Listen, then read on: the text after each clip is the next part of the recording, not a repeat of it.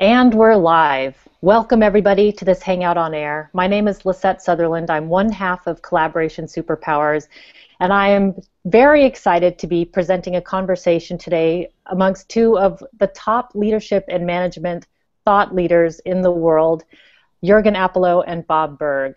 So welcome, both of you. If there are any questions from the audience, I encourage you to ask them through the Hangout Q&A, or you can also do it through Twitter now or in the future using the hashtag M30Workout. Without further ado, Jurgen, I'll hand the conversation over to you. All right. Thank you, Lisette. Thank you. Thanks, Bob, for joining. It is awesome to have you with us. I don't hear Bob at this time. Oops. Yep. Bob, maybe you're muted. Suddenly Bob was muted. We heard Bob just before we started. Yep. You're muted now. Go ahead and unmute again. Try that.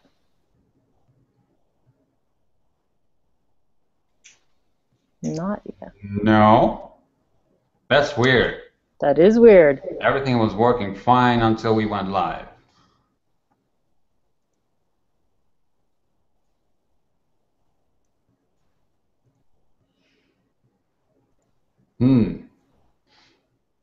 Maybe if can Bob rejoin us, perhaps, would that work? That might be a good idea. Bob, you can close the Hangout and go ahead and rejoin. A technology issue here. Yeah, let's try that. There's always something. Every always Hangout something. brings a new We tested issue. for 10 minutes. Everything was going fine. We go live, and ta-da, sound is off. Here we go. What about now? Is this any better? Yes. Yes, you're back. All right. Okay. Okay, perfect. So, thank you for joining, Bob. Let's try again. All right, my pleasure. Sorry about that. No problem. It's not your fault. Let's blame the technology gods here. I will go with that one. That works for me. So, Bob, you wrote an awesome book, Adversaries Into Allies, and I just finished reading it. And I promise you to ask some questions about it because I think it's an awesome book.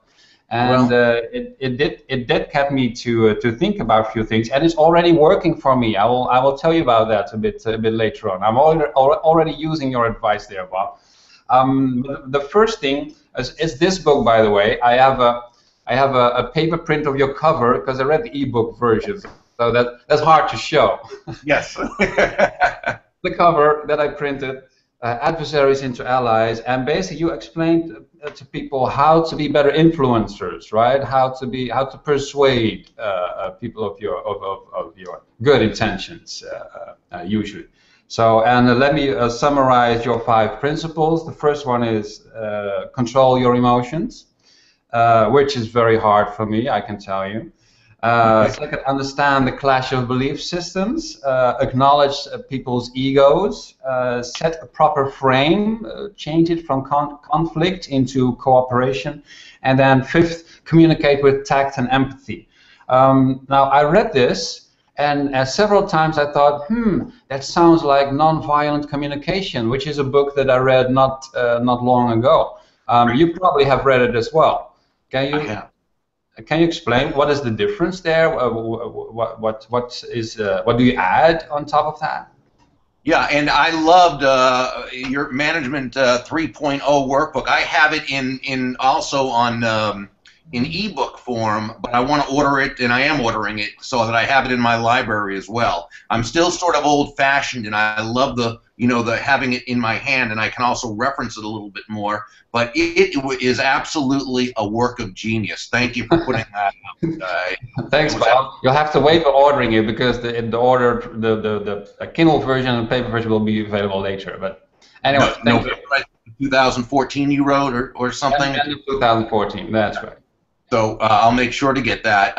Yeah, I loved Marshall Rosenberg's book, and it's interesting. In all the books I've read about whether it's influence skills, persuasion skills, just very positive communication skills, going back to Dale Carnegie's How to Win Friends and Influence People, Les Giblin's How to Have Confidence and Power in Dealing with People. Gosh, so many books through the years that I've read, because I read everything I can get my hands on with that. Of course, Influencer by Patterson, I think it was last year, another great book. I read all those books, and just like Marshall Rosenberg's, I just think there's so much great information in there. I'm not sure I would be able to quantify or qualify what's necessarily different, other than I think we all have our own individual styles in which basic principles of very positive communication in a way that allows you to perhaps better understand that other person, as Stephen Covey talked about, first seek to understand and then be understood, but really to understand that other person, to understand why maybe we don't necessarily understand that other person intuitively, and then be able to communicate in a way that we allow ourselves to be understood. And the big thing, and I think you find in any of these books, it's all about helping that other person as much as ourselves. And when we do that, and you talk about it in your book certainly, when it comes to team building, to the degree that the individual can do their best to help everyone else, they benefit as a result. Exactly. Yeah. So I agree that you read the same things in different books, and different authors have different styles to similar themes. But what I think that you pointed out rather well was the idea of having different belief systems, or I might call it mental models, but probably the same thing. Different ways of looking at the world. Where, for example, my mental model is I am always right. That's my mental model, Bob. Funny, that's mine. Interesting how that happens. Mine too. I am always well. There we already might have a conflict of mental models, right? Right now. So I'm always right because it's easy to remember my mental model. I always know what it is. And then indeed, you as you point out, you need to know what the other person's mental model is, and then work out the differences and see the world from a different angle. I think you wrote that pretty well. But what it also made me think was when I read your book, I know some people who do not follow your principles. I'm not naming any names here. But some authors and speakers are obnoxious, arrogant narcissists, and still they are successful. Still they can persuade others and influence the world and get even more followers than you already have, Bob. How do they do that? Well, in many ways that is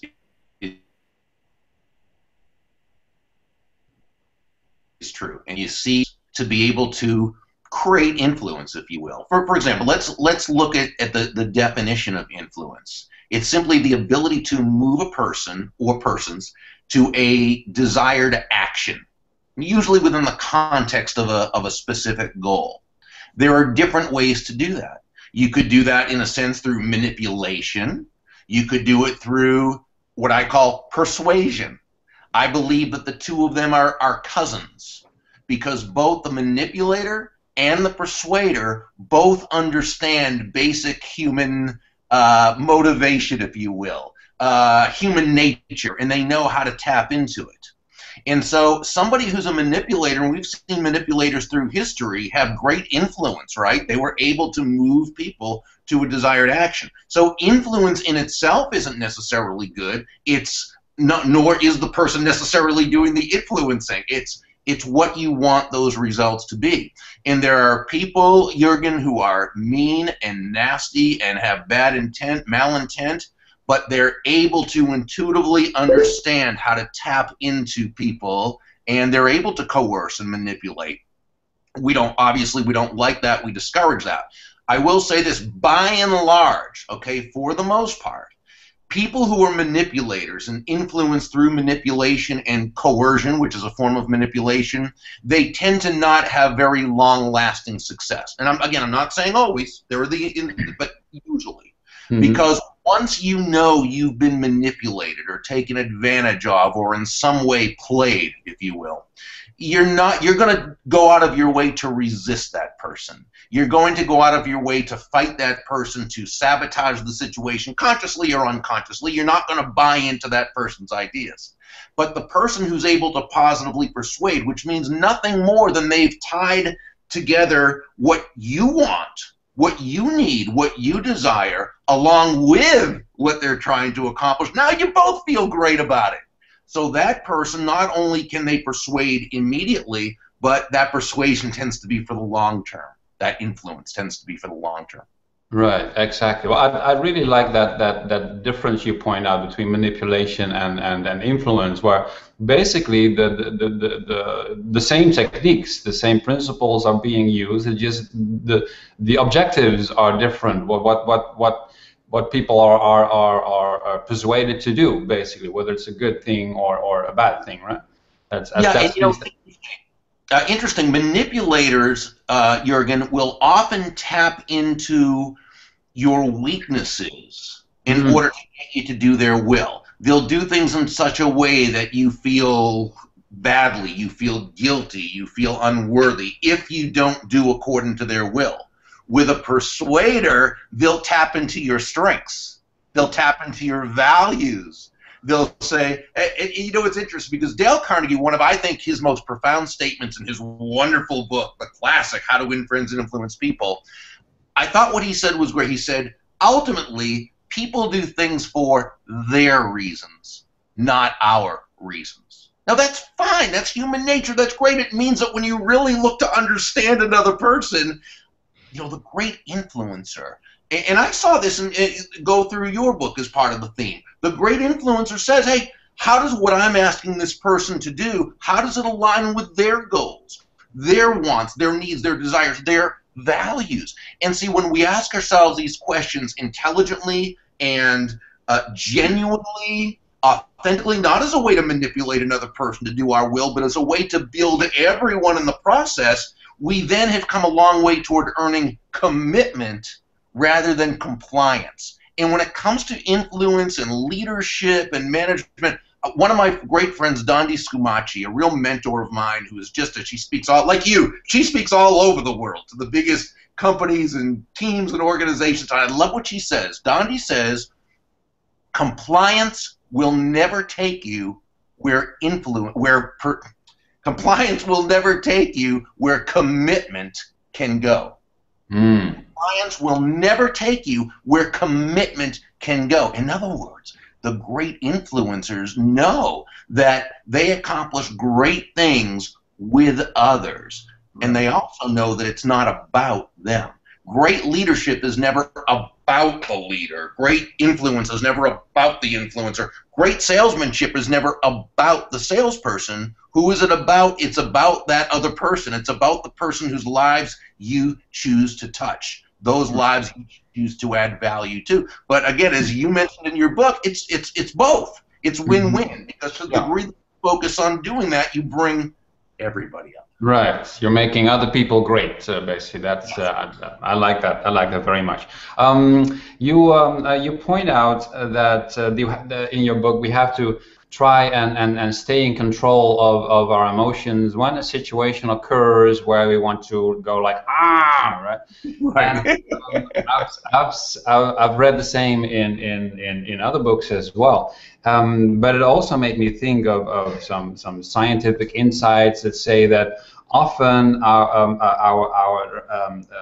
our irrational mind has already decided how to respond to a situation, and then we only rationalize after the fact. It is very hard to control that beast in our mind. It makes me think of, you probably heard of the metaphor of the elephant and the rider, Bob. It is used in several books. I believe Jonathan Haidt and Daniel and Heath, the Heath brothers in Switch. So the elephant is the emotional part, and the rider tries to stay in control.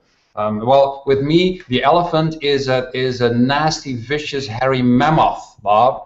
It is a vicious beast, and it is almost uncontrollable. So how do you stay in control of an animal like that? Well, you know, first of all, you've made great points. And as human beings, in fact, I begin the book by citing a quote from the sages that said, "Who is a mighty person?" And the answer is that person who can control their emotions and make of an enemy or of a potential enemy a friend. So that right there says it's a very special person who can control their emotions and do that. Why? Because as human beings, we are emotional creatures. We'd like to think we're logical. And to a certain extent we are, of course. But we are emotion driven.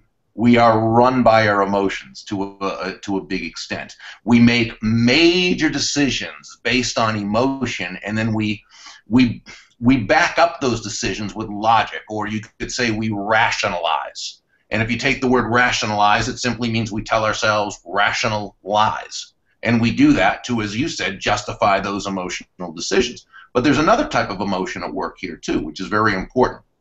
And that is that while nobody can make us mad or sad or angry or what have you, they can certainly consciously or unconsciously, purposely or by accident, say or do things that push our buttons. And when that happens and we make ourselves mad, we make ourselves angry, and we react as opposed to responding, we react without thinking. And then what happens is we become a part of the problem rather than being a part of the solution. See, it's only when you can control your own emotions that you're even in the position to be able to take a potentially negative person or situation and turn it into a win for everyone involved. So the question comes up, how do you control it? And that's what you asked, and it's very, very important. The first thing you need to do is be conscious of it and understand there's an issue. I used to have a very big issue when it came to anger. I was very reactive. When someone said or did something that I felt was unjust or unfair or this or that, I reacted with, right? And it certainly wasn't helpful. It didn't make people feel good about me. It didn't make, so that was something I understood that I needed to work on. If we don't realize there's a problem, we're not going to work on it. So the first is, if you have an issue where you get emotional, whether it's anger or sadness or any other kind of negative emotion, and when I say negative, I simply mean it's controlling you. The elephant's controlling you as opposed to you controlling it. Next is rehearse. See situations in your mind that you've been in before. Well, first, that you've been in before that has pushed your buttons, that's had you become mad or angry, and see how it worked out. Now replay that scenario and see yourself handling it beautifully, thinking about it, considering what you're going to say, considering the other person's feelings and their point of view. Now look toward future situations, which probably will happen. Hey, you've got people in your life who push your buttons. You have situations, we all do, that we can pretty much predict. We don't know when it's going to happen or who it's going to be necessarily, but we know it's going to happen. And what I want you to do in this case is to go through this in your mind. See it happening clearly, that person saying or do something that would normally just elicit a horrible anger or whatever reaction, and see yourself again handling it perfectly. Now, this is similar to an astronaut, and I talk about this in the book. An astronaut, before they go into space on a mission, he or she will do hundreds and hundreds of simulations so that by the time they get up there, if something happens, and it probably will at one time or another, they're prepared for it. Now, is that the exact same as having it really happen? No, but it's close enough. We know the subconscious mind really doesn't know the difference between something that's real and something that's been suggested to it over and over and over again. So to the degree that you practice handling these situations, that's the degree you're going to find yourself making incremental improvement, and it's going to happen a lot faster than it seems. Now, two quick things, if I may. When you find yourself handling that situation terrifically, like you want, congratulate yourself. You talked in the book about giving kudos to people, right? Well, give yourself a kudo. You don't have to put it in the box like you were talking about, but you can mention it to yourself. Wow, that was terrific. I handled that one. However, there are also times you're going to mess up. I know I still do, and I think most of us do from time to time, even though we get much better at it. But what I want you to do if you do mess up like that and lose control is you can feel a little badly about it, that's fine, but don't get all guilty over it. Don't get all, beside yourself over it, because you know what? We're human beings, and we're going to make mistakes. But to the degree that we're conscious of this, we focus on it, and we practice it, you will be absolutely amazed at the difference. You will be in control of your emotions as opposed to your emotions being in control of you. Right. Well, what I love about your book, and you pointed out now as well, is that you refer to the simulations, to the practicing, which is sometimes something that I missed in other books, where they correctly say that you need to control your emotions in a situation that you don't like. But how do you control an elephant when a gunshot goes off? You can't in that moment, unless the elephant is trained, right? And that is exactly what you point out. There's an interesting example in my country, in the Netherlands. We have this silly annual ritual where the king presents the budget for the year for the government in September, and traditionally the queen, until last year, went in a golden carriage. I'm not making this up. This is all happening in a golden carriage. With horses, pulled by horses, and those horses are trained, because of course nothing is allowed to happen with those horses. They cannot go and run off with the queen or the king behind them in the carriage. So those horses are trained on the beaches with gunshots and flares or whatever until they ignore everything. And that for me was the metaphor that emerged in my head for what you were describing, basically. Yeah, that's a great metaphor. Yeah.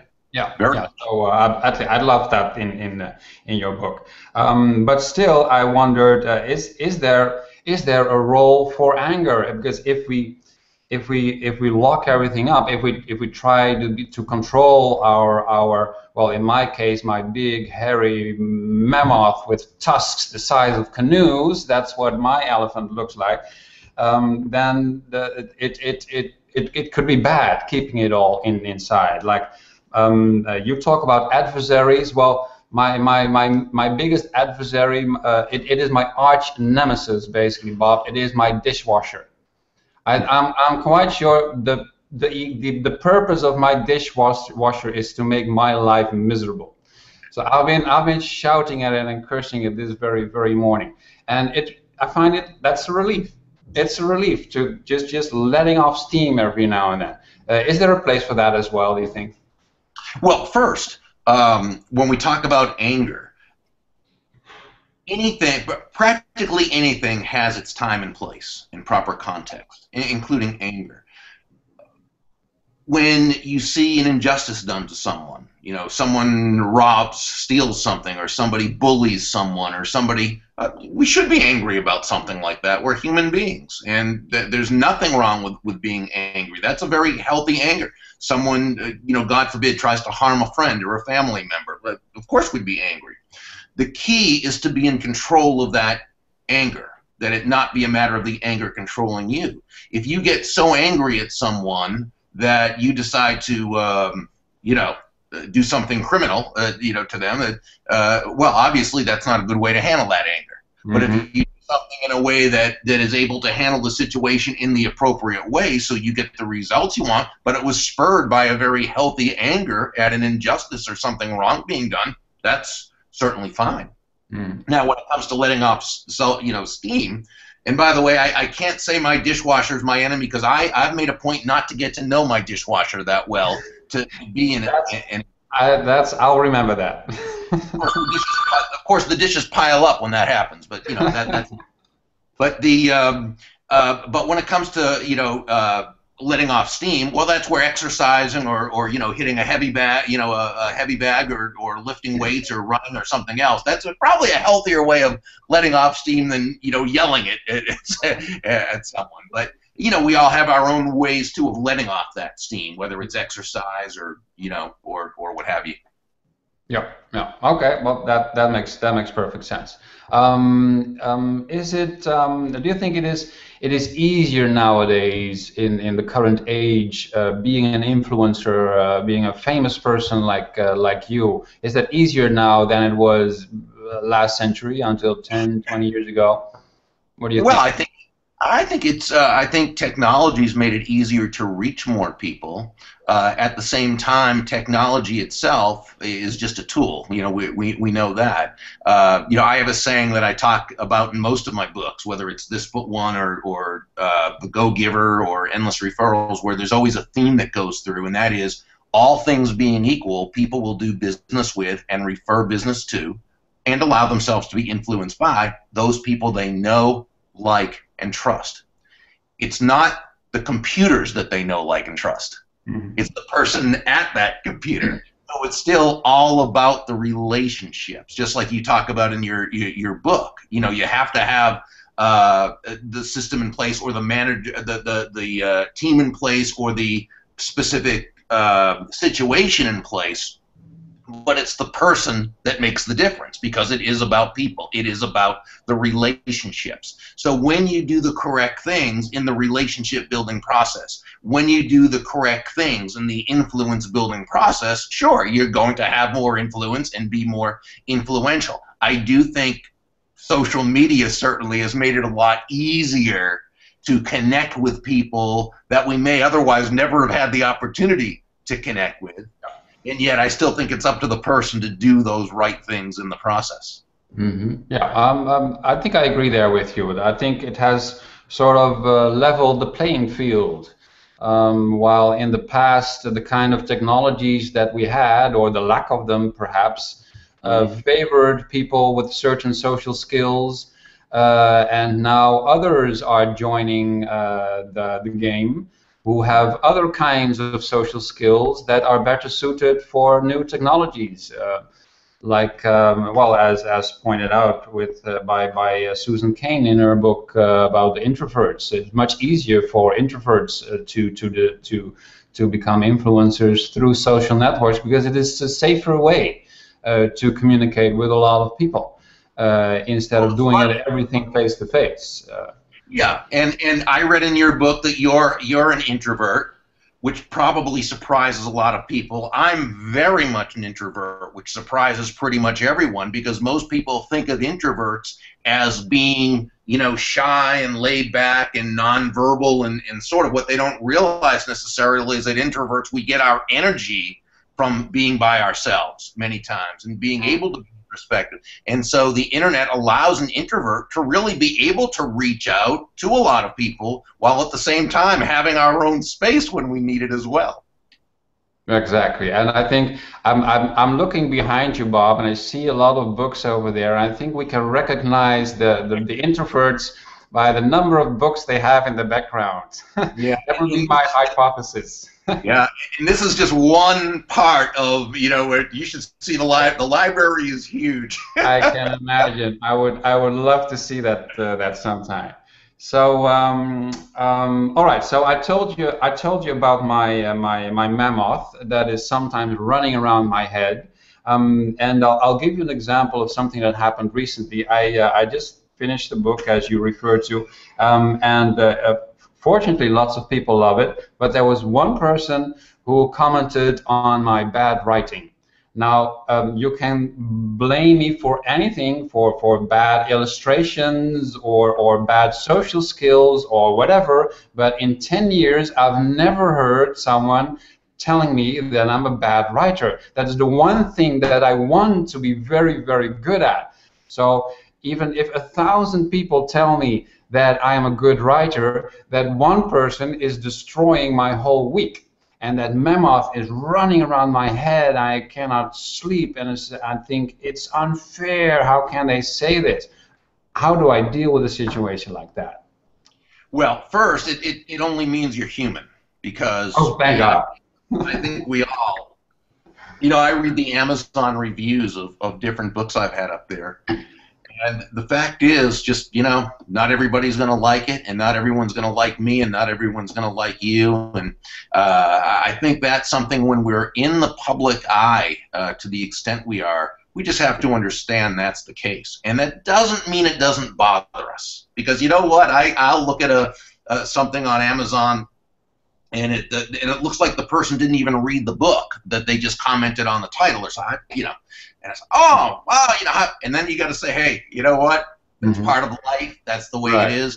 And then there's a couple things you can do with that too. One is consider the source. Well, we don't really even know the source, because we don't know if is that person jealous that they would like to be a writer but they're not.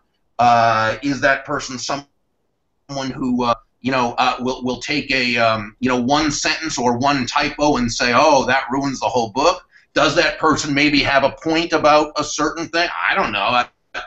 But my feeling at this point is, I'll kind of say, it's a lousy feeling to have someone disparage my work, let's say. But then I say, you know what? There are people in third world countries right now who have to worry about being able to get fresh water for their, to be able to survive, and for their children. I'll trade that for, an insult. I mean, I can deal with the fact that there's somebody who doesn't like my work or something like that. So in a sense, it's reframing in that way, that you're taking a situation and just making a decision that really it's not going to bother you, because quite frankly, it doesn't need to bother you. There are too many other things that would be much worse, which again does not mean we need to take out our emotion or our humanity and our feelings about those sort of things. It just means we need to maybe put them in a different perspective in order to handle them more positively. Right. Okay. Good. Well, I'll try to remember that next time the mammoth runs around in my head and screaming that it's being treated unfairly by the world, because it happens every now and then. So I'll give you one last example for my last topic. Just today, I got a message from one of my former customers. I had a speaking gig there not long ago. Everything went fine, great customers, and afterwards I sent them my invoice for my moderate fee. And then they let me know, oh, by the way, there needs to be a purchase order number on it.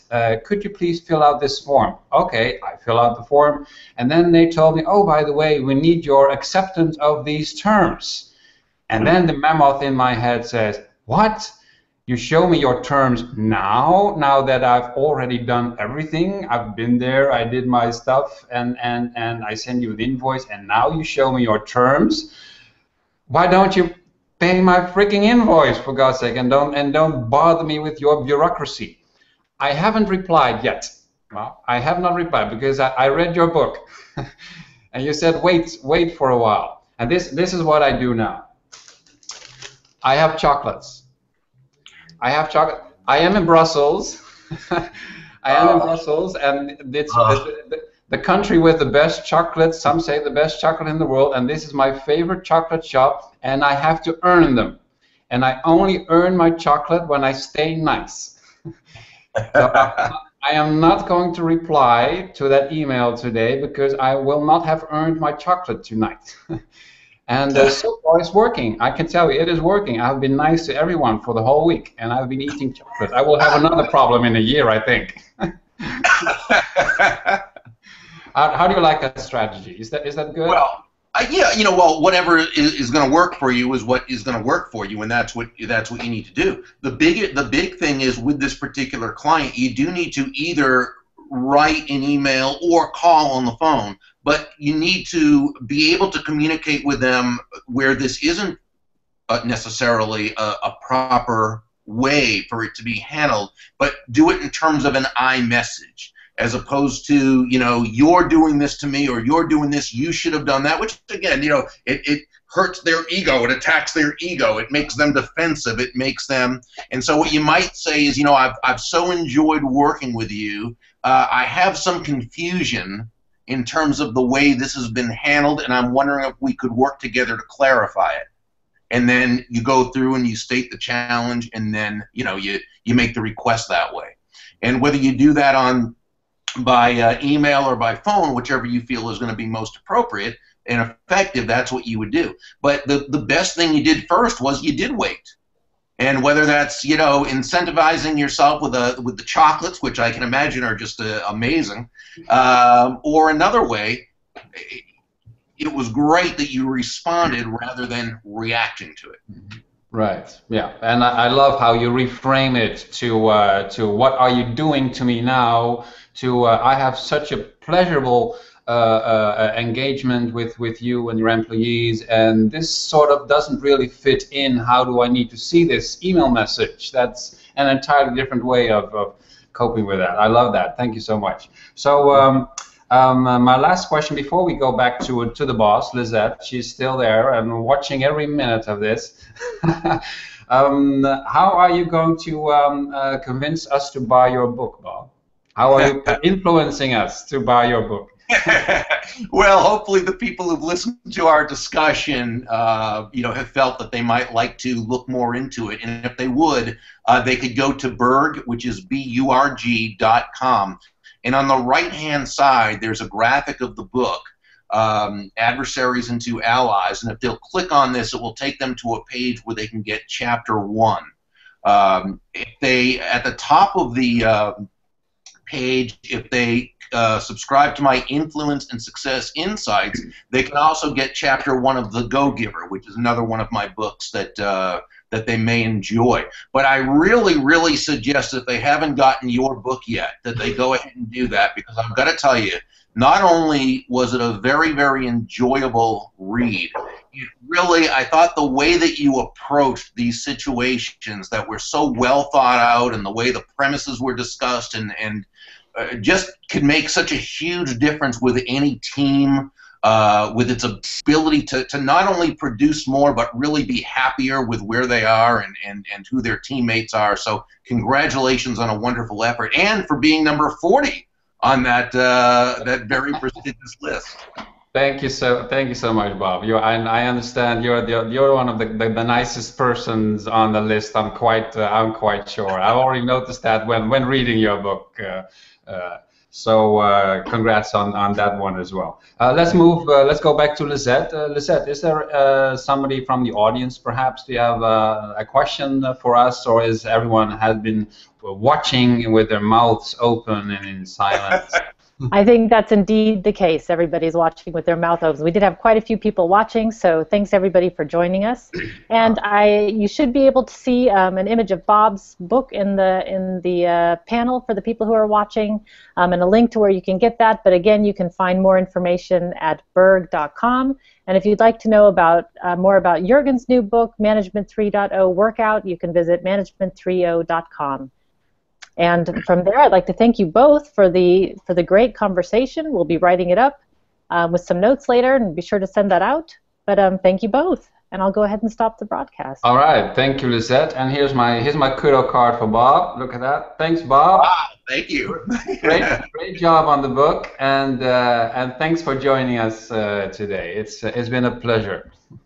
The pleasure's mine. Thank you, Bob. I will look you up next time I'm in the U.S. That's a promise. And I might bring some of these with me if they allow me they allow me into the country. Oh, they'll allow it. With me, that is always a bit of an issue in the U.S. But those are stories I can tell you later more about. All right. Thank you so much. Thank you. Thanks, everybody.